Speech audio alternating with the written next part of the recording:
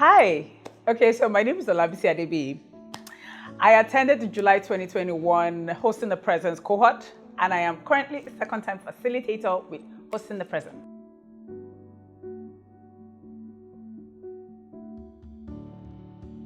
Okay, so I grew up in a pastor's house, what people call a PK.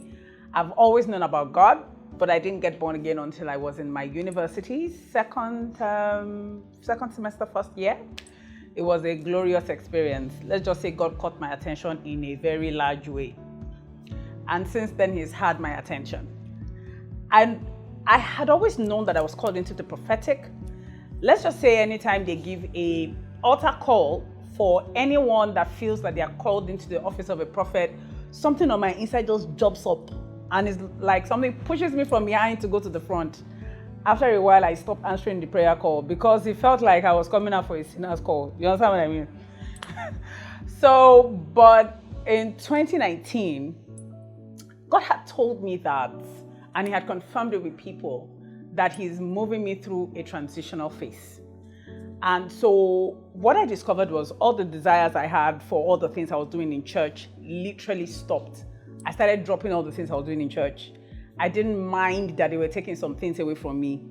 People thought that they were trying to like maybe punish me, but they didn't know they were doing me a favor. So 2021, I met a friend and she was like, I just finished HTP. I was like, what deal? What is HTP? And she went on and on and on about it. I was like, you know what? I'm sold. Let me join. I was finally able to get in on the July 2021 cohort. And boy, oh boy, can I say oh boy one more time? Oh boy, HTP rocked my world, blew my mind, changed my life. Everything that I was looking for, the transitional phase, the call to the prophetic, the activation into the prophetic, everything was rolled in one, and I got it all in 8 weeks. So I can say that HTP for me was like a square peg in a square hole moment where God was waiting patiently. And He had to take me through one phase of relationships to another phase of relationship to the person that introduced me to HTP. So I would forever be grateful for Hosting the Presence and for the Revival School and for everyone in the background that decided to start HTP in Nigeria. You did that for me.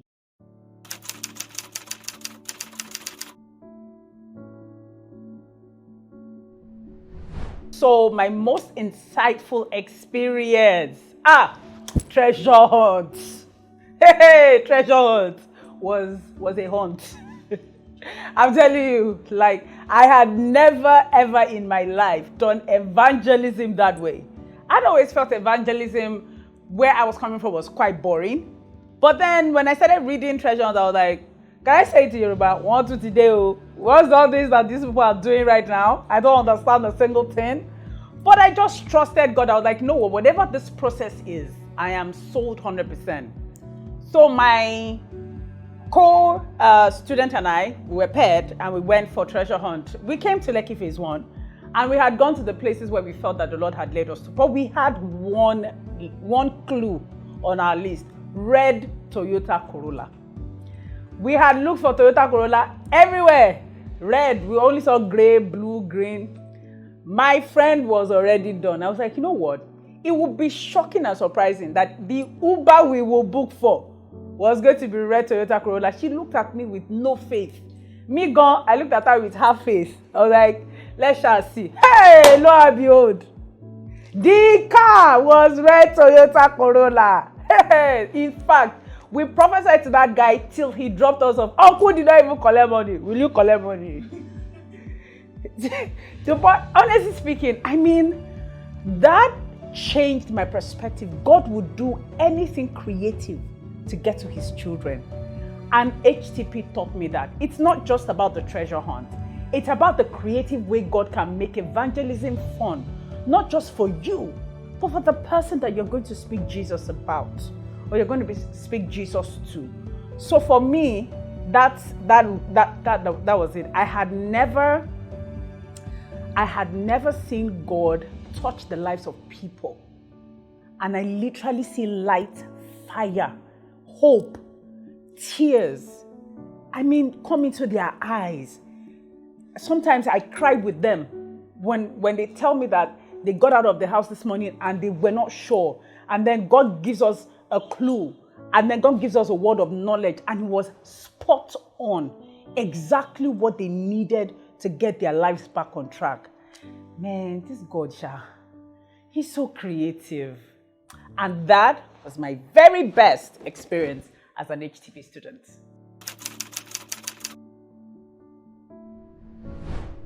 So I decided to be a facilitator because I love people. Everything about my career, my life, my passion is about people. Ministry is about people. And I just thought to myself, if I don't do it, someone else will. So why not me? Why don't I just be that person that will hold the person in the hand and lead them to the end of their 8 weeks, the way my own facilitators were to me? When my facilitators came to me, I honestly, in my brain, I was like, you know what? I don't know what these people do behind the scene, but I'm sure they fast and pray for the 8 weeks. I don't think I want to do that. I don't think I want to be fasting and praying and tonguing for 8 weeks for someone like me that took like 4 weeks to get my head straight. But I spoke to my friend who was not in HTP then. And she was like, don't you think this is more like another square peg, square hole moment? Don't you just see God's hand on you? Why don't you stop thinking about yourself and think about the other people? And so I did. And man, I cried though. Hi. I'm actually getting very emotional thinking about it right now. And I'm serious, I'm really tearing up. The fact that God could take someone whose heart was so broken and so torn, and God can take that life, and at the end of 8 weeks, there's a smile on their face, there's joy, there's hope. What else?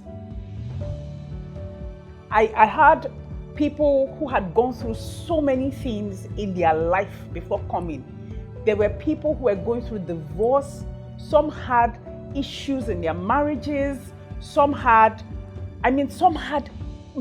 health issues. And I saw God heal, change their lives, sort out their issues, break the bondage of the enemy over their lives. And I saw them, listen, there was one, he was frowning. He had no reason to smile. And at the 7th week, this dude was all over the place. It was like a whole new person. And that for me is it. If I have to be a facilitator 100 times over, to just see that transformation that happened to me replicate itself in the life of every single person that comes into HTP, then it's what every prayer, every fasting, every time spent, every assignment, everything, it is worth it. So I decided to be a facilitator because someone was that to me. And I would do that again and again and again.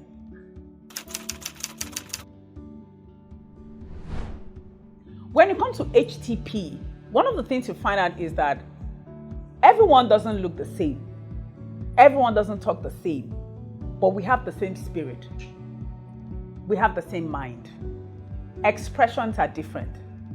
There is no type of an HTP person. We don't have a type. We have children of God. And everyone finds their place, and everyone is welcome. Everyone's life is changed, and everyone goes back to their stations as change agents, carrying what they have learned, carrying their experiences, and multiplying it wherever they go.